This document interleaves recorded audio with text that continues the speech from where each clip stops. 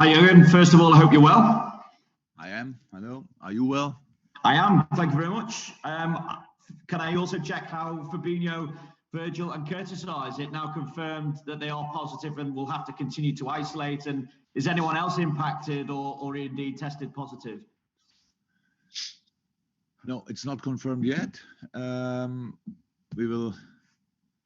That's an ongoing process. Let me say it like this. But they are not here. They are fine.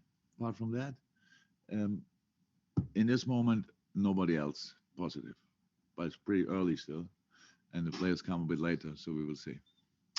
Just with other games being postponed this weekend, how do you feel then about your own game going ahead? And further to that, do you have any concerns over the integrity of the competition being impacted with some games on and some games off? Because Eddie Howe suggested that it could impact negatively. I don't know. So we have now in a moment games to play, and Thursday, Sunday is a tough rhythm. We have no information about Tottenham. I don't know anything about. I have no idea if they have trained since today, from tomorrow, or since a week. I have really no idea. It's difficult to get any kind of information, which is part of a preparation for a game. Integrity of the game, I don't know when these games all will be played. Where's the space for them to be played? I don't know all these kind of things. I think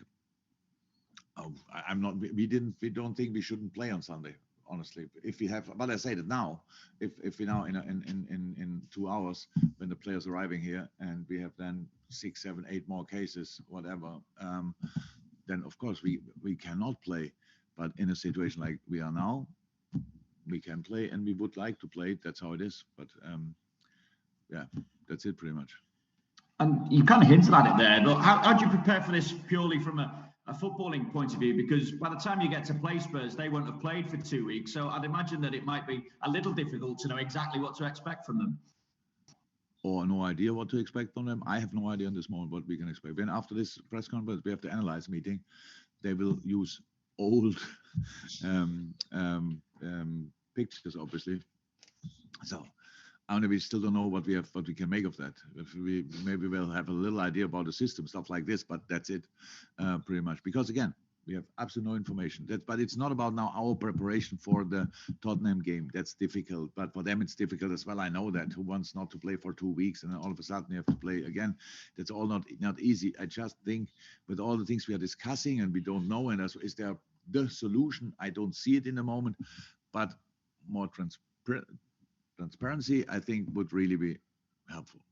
So we know now in this moment 3 players are probably not available, and if they will be available, we will say it. So that's the moment. And if they are false positive, and we realize that, then we will say that, and everybody knows they are now available. But so in the moment, nobody knows at all. I have no idea. At Manchester United, I heard a number of players, but I have no idea who are the players. I have no idea who had the virus at Tottenham. I don't know if that's necessary. If it's necessary to know who, is it necessary to know how many? But knowing nothing in a really public world is quite strange. Thank you, Vinny. We go to Max from Premier League Productions, and then after Max, we go to Juliet for 1. Max. Hello, Jurgen. Hope you're doing well. Everybody is rightly talking about Trent's goal last night, but I just wondered what's pleased you most about his play this season. Oh, you should send this question probably before the press conference, and I can think about it longer. Probably the overall performance, because just the next step in his whole development. We adapt our game to his skills. He puts in his skills in our different plans. He obviously plays different positions. Is different positioned on the pitch meanwhile than it was in the beginning, because he's just a much more mature player. He's a more confident player. He's much more settled in all different parts of the game, and so it's for us. Of course, he's still in the right back position to defend, especially. Then he's a right winger. Then he's plays is an 8, is a 6, is a playmaker. It's a lot of different things for us. So. And he enjoys it. and he enjoys himself on the pitch. You can see that, but it's tough. He's still young, and it's an intense period, and he didn't play.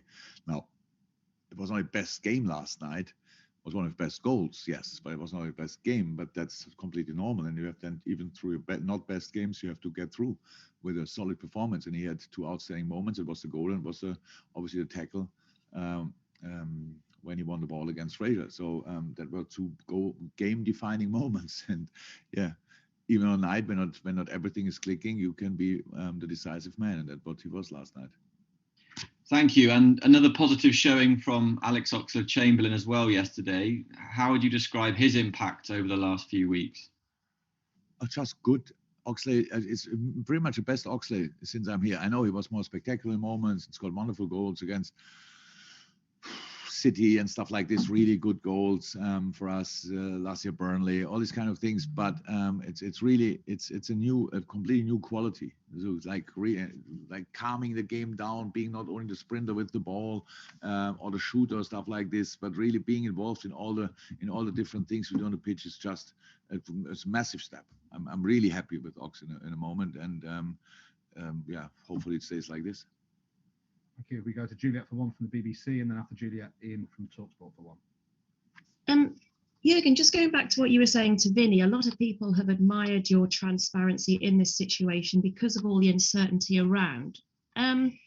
Why do you think others aren't as transparent as you, or is that just the way that you like to be in your own life? I think you'd have to ask them that, Juliet. I don't know exactly how. So. But I think it's just that you just seem to be so transparent in this whole situation, you know, with the fact that I'm not sure. I don't see it like that. I just think we don't have anything to hide. So it's just so we all of our first and most important concern is that the boys are healthy. So like all of us, obviously, but now in this environment here, the boys and the staff and all these kind of things. I mean, that's not the case. So if somebody has a flu, and you ask me in the press conference, and I say he has a flu. If somebody has a broken toe, if I know it, I say he has a broken toe. So that's how it is, and that's how it is now with these things. I don't know.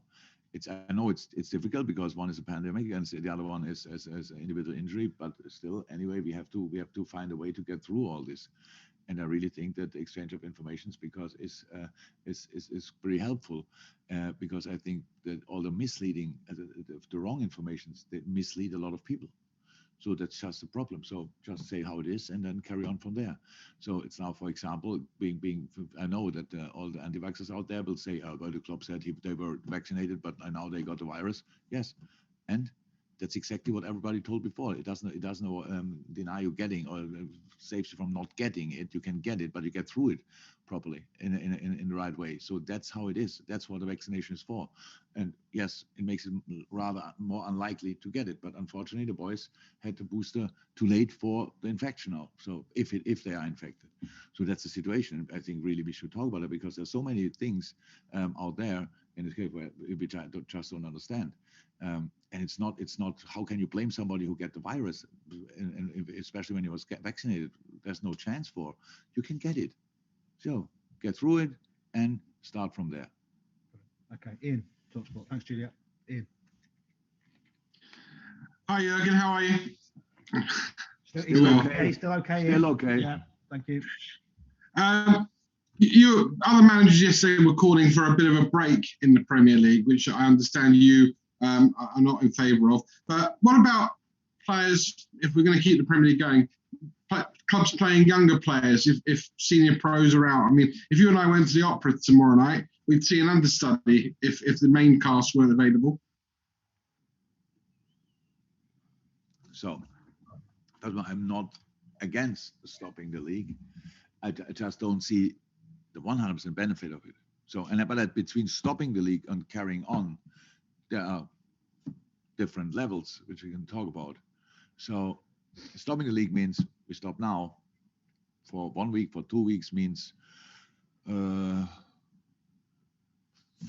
games, 2 weeks probably.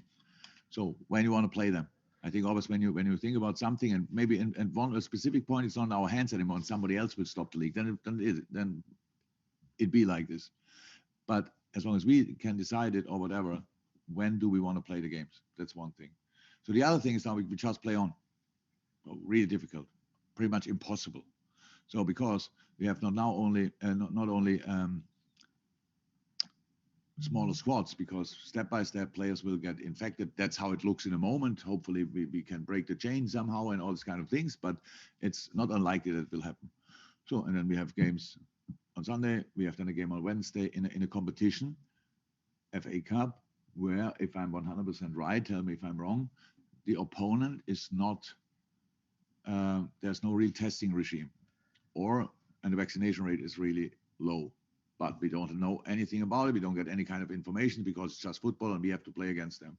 3 days later, we play another football game. And then we have the incredible thing, all of us pretty much 26, 28. So with reduced squads, smaller squads, you cannot play that schedule. So that's another thing. So can you play on? Yes. Can you use youth player, academy players? Yes. Can you play then every 3 days? No. So that's the thing. So even when you stay healthy, it's already tough. But when you are not complete, then it's really tough, or not, then it's impossible. And that's the thing. So there are obviously some things we have to talk about, and maybe we see it as a chance because the schedule was always really, really, really tough, was on the edge, if not over. And now we see, okay, it's really too many football games, that there's no space for any kind of rescheduling or whatever. And then we realize that we can do better. Thanks, you, Ian. We'll go to one from Carl Woodward and then to Carl Markham from the Press Association. Then we'll go to the first breakout. I can probably only take 3 hands in the first breakout if people want to have a consideration of that now. But Carl from the BBC for one. Hi, Jurgen. Just going back to Trent, he said after the game yesterday that he'd waited 5 years to strike a ball as clean as that. We know how good his delivery is. We know how good he can strike a ball. Is that part of his game he wants to improve on, scoring goals, do you think? Yes, but it's a part of the game and part of things he wants to improve. I don't think that he gets up in the morning and thinks, how can I score the next goal? So he has to improve his game, and there's enough space and enough time for him to improve his game. There's so many parts, reading situations better, dealing with situations better. So many parts of the game he can improve, and he's already a world-class player. But I'm sure I didn't ask him, but probably when he grew up and watched Liverpool games, he saw Steven Gerrard quite frequently scoring goals like this. And knowing you have a very good shooting technique yourself, you want to score these kind of goals, of course.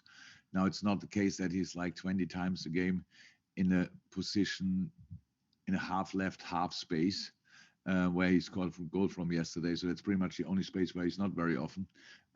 But scoring from there is obviously something he might have to wait another 5 years for it, because it's just not his position. But doing it is pretty special. I can imagine hitting a ball like this, seeing it flying, and then hearing the sound when it goes in the back of the net is absolutely special. It's something each footballer loves, and he deserved to go like this as well, because he's just an incredible player. Okay, thank you. Final question is Carl Markham. I've got the 3 hands I can take for the first breakout, so that we're good to go thereafter, but can't really take any more there. But Carl, to finish the open section of the press conference. Carl. Hi, Jurgen. I asked you a couple of weeks ago about Diogo Jota, and I'm asking you about him again. No one else has scored more goals in the Premier League apart from Mo than him.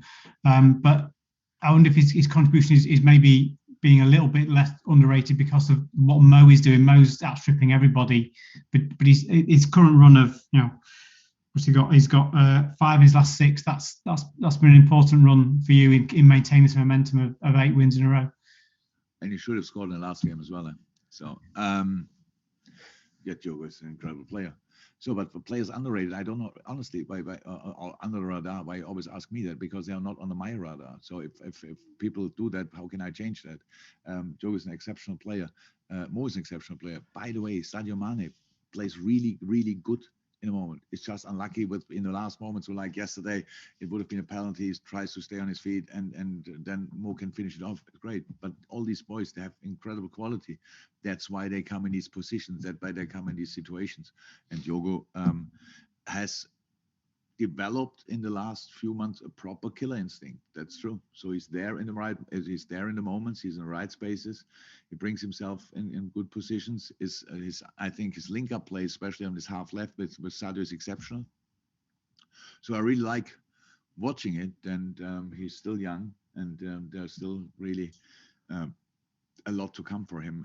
But it's already good. So good for us. Thank you. There we go. Thank you very much. Right, we'll go to the first embargo here.